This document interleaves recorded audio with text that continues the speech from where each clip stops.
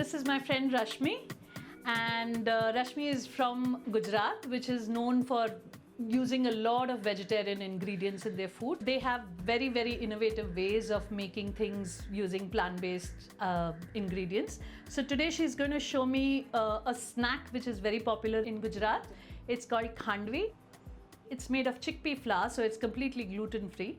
And the amazing thing about this dish is that while it's usually eaten as a snack, I think it'll make a great pasta, especially for people who are not eating gluten. This is chickpea flour.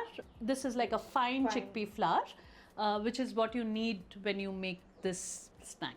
Okay, so this is buttermilk, which is actually yogurt which has been thinned down with water.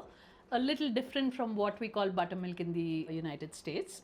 So 3 cups of that to 1 cup of chickpea flour.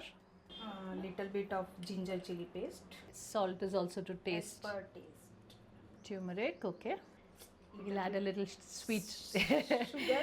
So most Gujarati dishes will have a little bit of sweet element. So this is blended together. Okay. The main thing about this dish at this stage is that it should not form any lumps, because this is then going to be cooked down into like a smooth paste. So the reason why she's using this as well as the whisk is to make sure that there are no lumps of chickpea flour left in the batter, because if you get lumps when you're cooking it down, the texture of it will be completely off. At this stage, it's a good idea to taste for salt, because later on it might be a little difficult to add it once you start the cooking process. Aap kar lo. So the color at this stage is almost like a golden latte. So just to make sure that it's actually absolutely smooth, she's passing it through a strainer.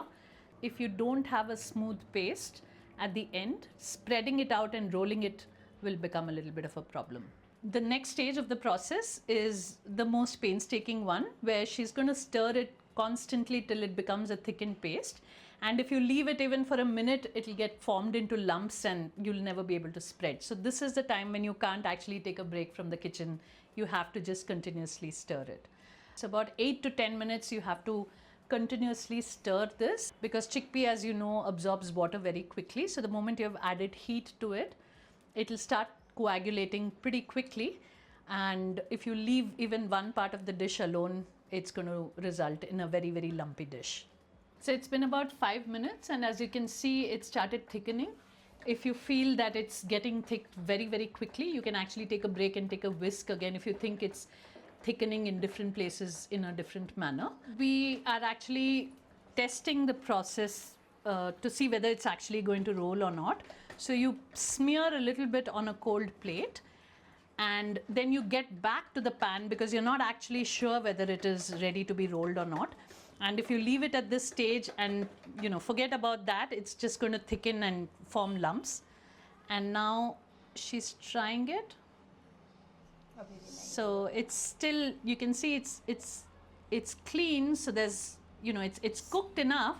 It's cooked enough, but it is not still got to a stage where you're able to roll it.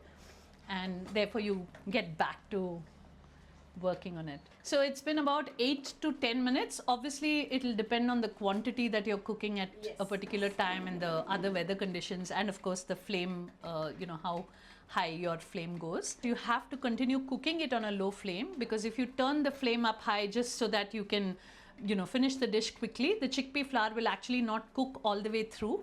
And while it might roll, you will still feel a little grittiness and a little bit of the uncooked chickpea while you're eating the snack. You'll see that it's leaving the sides much more easily now.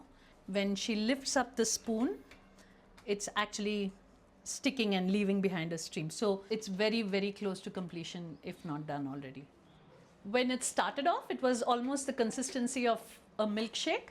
And then when you cooked it, it's now reached a consistency kind of like oatmeal after you have cooked it for about 3 to 4 minutes. She's turned off the gas, but remember, continue to keep stirring, because even at this stage, there is a residual cooking that's happening.